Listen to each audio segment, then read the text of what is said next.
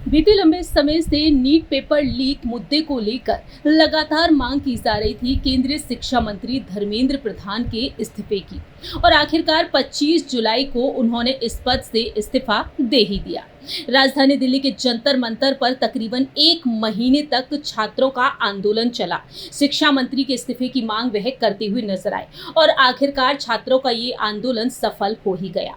इस आंदोलन में छात्रों को कई पॉलिटिकल लीडर्स का भी सहारा मिला। वहीं इसी लिस्ट में नाम शामिल है नगीना से सांसद और भीम आर्मी चीफ चंद्रशेखर आजाद का भी।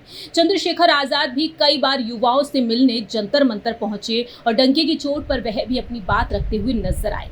अब देखा जाए तो चंद्रशेखर आजाद ने इस आंदोलन को जारी रखने की मुहिम छेड़ रखी है।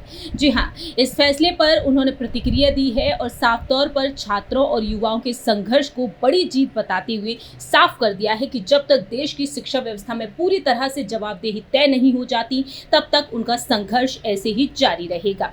उन्होंने सरकार को एक बड़ी चुनौती दे दी है।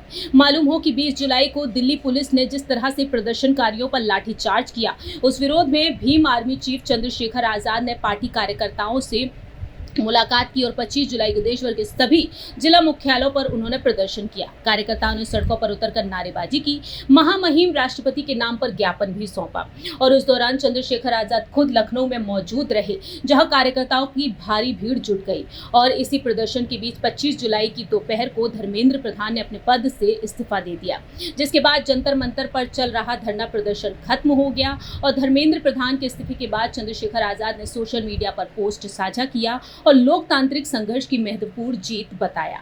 यह उन लाखों विद्यार्थियों की आवाज की जीत है जिन्होंने अन्याय के सामने झुकने से मना कर दिया था। चंद्रशेखर आजाद ने आगे कहा कि हमारी लड़ाई अभी खत्म नहीं हुई है। जब तक शिक्षा व्यवस्था में पूरी तरह से पारदर्शिता और जवाबदेही तय नहीं होती तब तक संघर्ष आगे भी जारी रहेगा।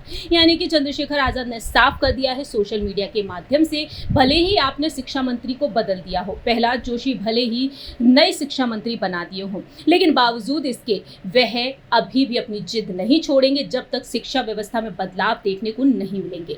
राष्ट्रपति ने प्रधानमंत्री की सलाह पर उन्हें शिक्षा मंत्रालय का अतिरिक्त प्रभार सौंपने की मंजूरी दे दी है। प्रहलाद जोशी कर्नाटक के धारवाड़ से सांसद हैं और वर्तमान में उपभोक्ता मामले और खाद्य एवं सार्वजनिक वितरण और नवीकरण ऊर्जा मंत्रालय का काम भार भी संभाल रहे हैं। ऐसे में देखा जाए तो चंद्रशेखर आजाद लगातार उस मुहिम को छेड़ रखे हैं। अब देखना होगा कि आने वाले दिनों में आखिरकार पार्टी क्या कुछ करके दिखाती है। मालूम हो कि नगीना से जिस तरह से उन्होंने चुनाव लड़े, लगातार वह जनता से मिलते हुए नजर आते हैं, जनता के मुद्दों को उठाते हुए नजर आते हैं उत्तर प्रदेश में, तो वहीं वह छात्रों के साथ भी अब भी लगातार खड़े हुए हैं। देखना होगा कि चंद्रशेखर आजाद की ये रणनीति कितना रंग लाती है।